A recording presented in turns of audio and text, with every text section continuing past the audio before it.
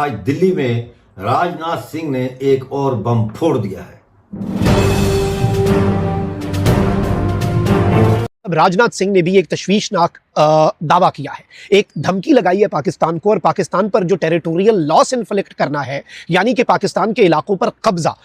वो बार बार एक ही बात कह रही है कि हमें पाकिस्तान लेना है, हमें पाकिस्तान के ऊपर कब्जा करना है। उन्होंने कहा कि सिंध बनेगा हिंदुस्तान, मतलब वो पाकिस्तान की जमीन लेना चाहते हैं। किन शब्दों में उन्होंने कहा, सुन लीजिए आप भी। आज सिंध की भूमि, मेरे बहनों भाइयों, यह भारत का हिस्सा भले ही न हो, लेकिन सभ्यतागत रूप से सिंध हमेशा भारत का हिस्सा रहेगा।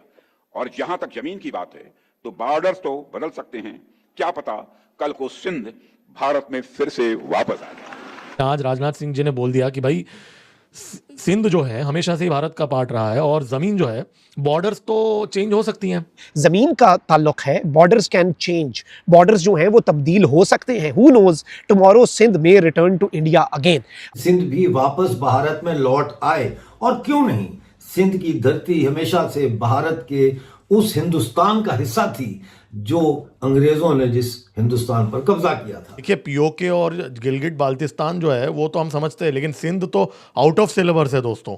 सिंध बनेगा हिंदुस्तान, ये है मामला। भारत के एक अहम तरीन जर्नैल के इस ऐलान के बाद कि वो पाकिस्तान की सरजमीन पर कब्जा करने का मंसूबा रखता है, अब इस तरह की स्टेटमेंट्स देने का क्या फायदा हो रहा है, और या फिर इसमें ऑब्जेक्टिव क्या है, इसमें मकसद क्या है, ये परेशान कुन नुक्ता है, ये तशवीशनाक नुक्ता है। और इस चीज़ को हमें समझना होगा कि this is something very very very very alarming.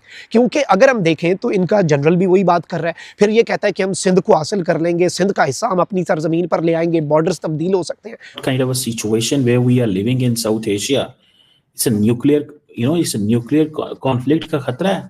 हमारे नेशनल एंथम में हम रोज वो गाते तो हैं, गुनगुनाते तो हैं, लेकिन हमारे कब्जे में नहीं है दोस्तों। दिफा राजनाथ सिंह ने न सिर्फ सिंध पर हमले की धमकी दी है, बल्कि सिंध पर कब्जे का ऐलान भी कर डाला है। खैर, पाकिस्तान तुम्हारे हिस्से में कुछ नहीं है भाई। डॉक्टर जयशंकर हों या राजनाथ सिंह साहब हों, वो एक ही बात कर रहे हैं कि हमें पाकिस्तान का जो सिंध है वो लेना है। पाकिस्तान पर छोटा ही सही कोई टेरिटोरियल लॉस जो है वो इन्फ्लिक्ट किया जाए, ताकि ये इस एक अमल से। उन्होंने आज ये बोला कि भाई हम जमीन कैप्चर करेंगे अगले जंग में। पाकिस्तान को वो सबक सिखाया जाएगा अगली जंग में कि उनको 65 की वॉर, 71 की वॉर भूल जाएगी। उन्होंने कहा कि पाकिस्तान मानता नहीं जब तक उसकी जमीन पे कब्जा नहीं होता।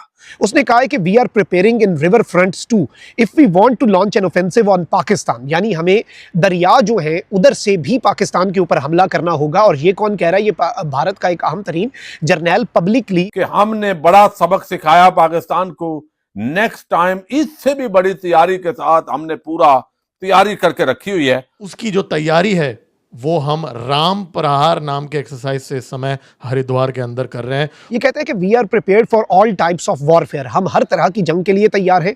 Victory will be achieved on the ground, victory जो है वो मैदान पे होगी। Pakistan will not accept that we have won until we capture the land, so all domains are important. ये कहता है कि भाई पाकिस्तान उस वक्त तक ये नहीं मानेगा कि हम जीते हैं जब तक हम पाकिस्तान के किसी इलाके पर कब्जा करके वहां पर भारतीय परचम नहीं लहरा देते।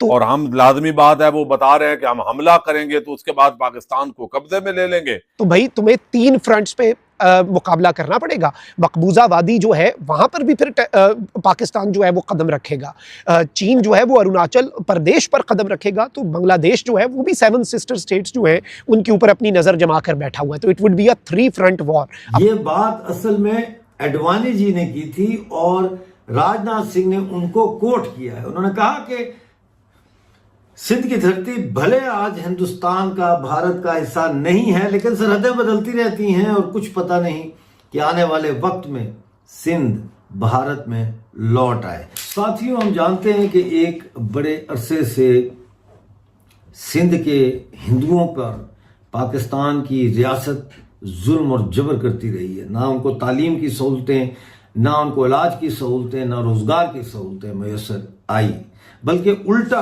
उनके जबरी धर्म परिवर्तन के हवाले से रोजाना कोई ना कोई खबर आती है कि किसी हिंदू लड़की को अगवा कर लिया, उसको जबरदस्ती कलमा पढ़ाकर उसको मुसलमान कर लिया और उसके बाद उससे निकाह कर लिया उसी शख्स ने जिसने उसको अगवा किया था। ये बातें सब मौजूद हैं।